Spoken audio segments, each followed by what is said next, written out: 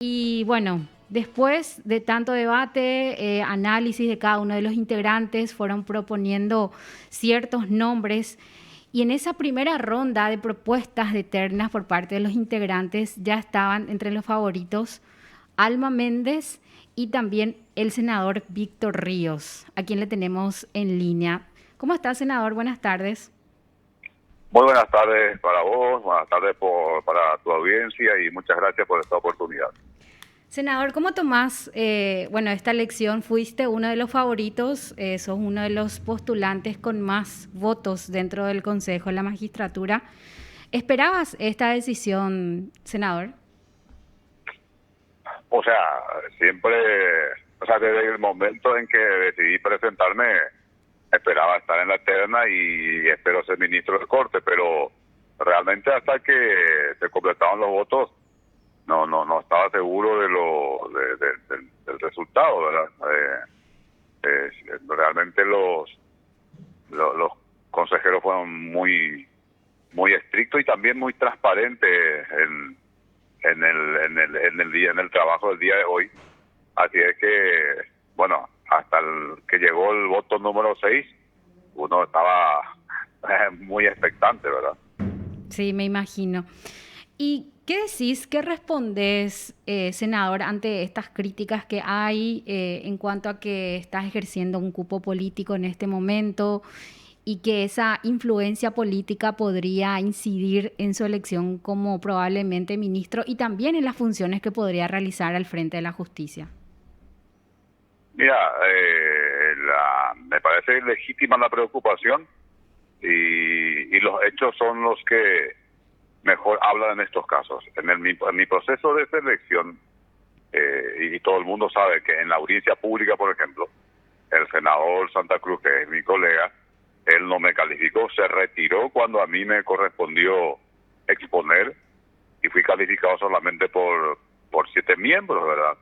Entonces ahí no hubo ninguna ventaja. En el examen escrito, todo el país sabe que no me computaron varios puntos del examen escrito porque hubo problemas con el lector electrónico. Entonces ahí, antes que beneficiarme de mi condición de político, me jugó en contra porque me restaron votos puntos, respuestas reconocidamente correctas no fueron computadas en este examen. Y con todo eso me mantuve dentro de los mejores puntuados y hoy en la evaluación integral cualitativa fui el mejor puntuado. Así es que yo creo que estos datos objetivos hablan de por sí. Ahora, de que mi condición de político o mi actividad política puede incidir en mis decisiones. Y pasa lo mismo, pasa con los magistrados. Uno puede decir que de repente los magistrados son corporativistas, operan para sus gremios, otro que, no sé, alguien que tenga el apoyo de la iglesia también puede estar influenciado por por su pertenencia. Es decir, hay distintos factores en la sociedad que inciden en uno siempre, no solamente en un ministro de la Corte. En todo lo que hagamos, nosotros estamos siempre con la posibilidad de que algún factor de poder, algún elemento social, económico, incida en nuestras actividades, pero eso ya, de cómo uno reacciona ante esto, ya depende de la templanza, del carácter y de la condición de uno. Senador, ¿usted va a saber diferenciar en el caso de ser ministro de Corte esa influencia política, ese cargo que tiene actualmente? Es que no es solo, no, a ver, no solo la influencia política, o sea, convengamos, los gremios importantes, vos pensás que no hacen lobby en el Parlamento, en el Poder Judicial. Claro que hacen lobby, es legítimo.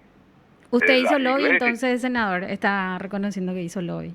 no, ¿dónde dije que yo hice lobby? Los gremios importantes, dije. Usted no.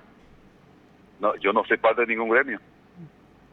O vos te enteraste que yo sea parte de algún gremio. Yo no soy parte, estoy hablando de gremios de la producción. Hay distintos gremios importantes que legítimamente hacen lobby a favor de sus intereses en todos los ámbitos.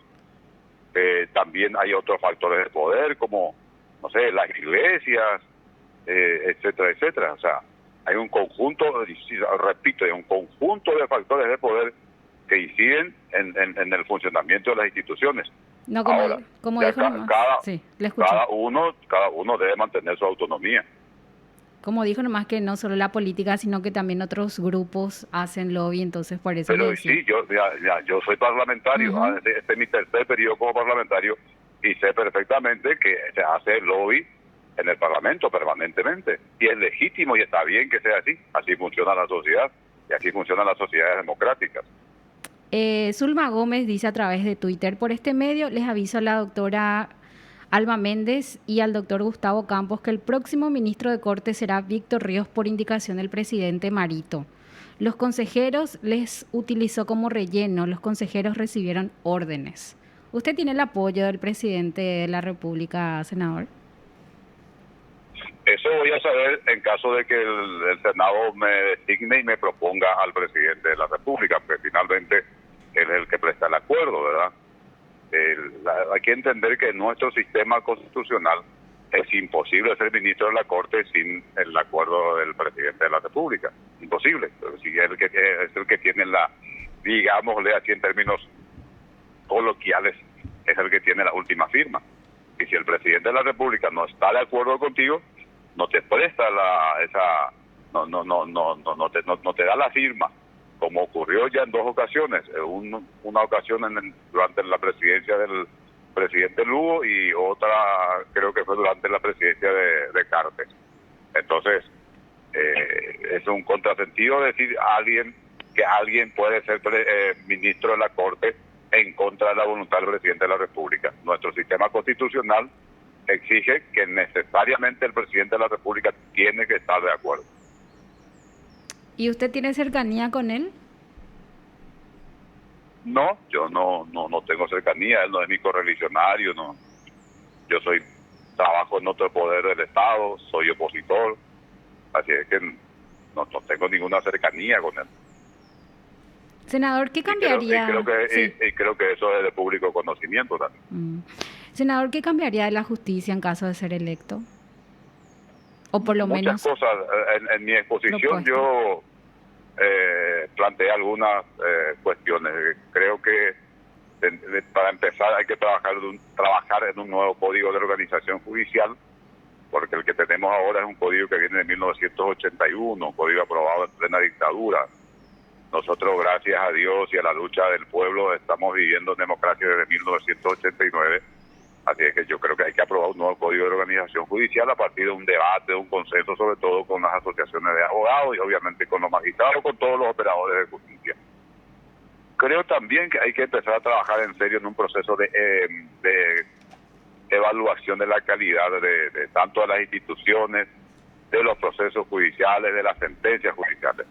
Me parece que es una tarea a la que puede abocarse la escuela judicial.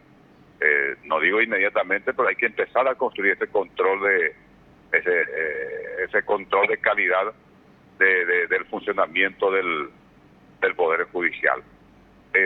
También me parece que el Poder Judicial tiene que trabajar más de cerca con las facultades de derecho.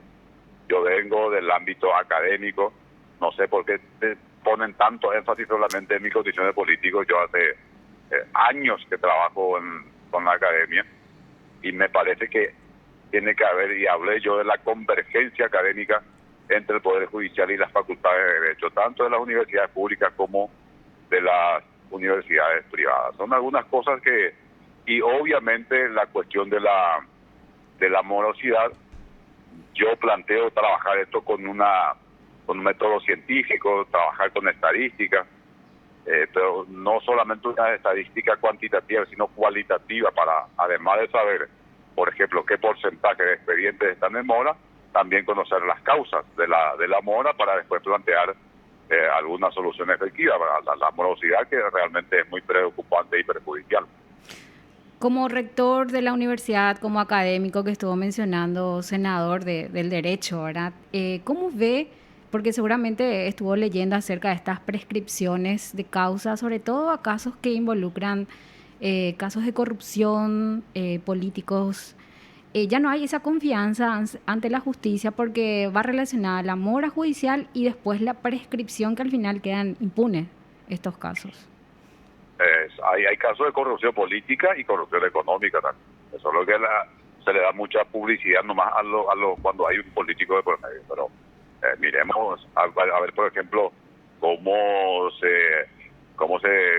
terminaron por ejemplo, los procesos sobre grandes casos de evasión, de contrabando, etcétera, etcétera.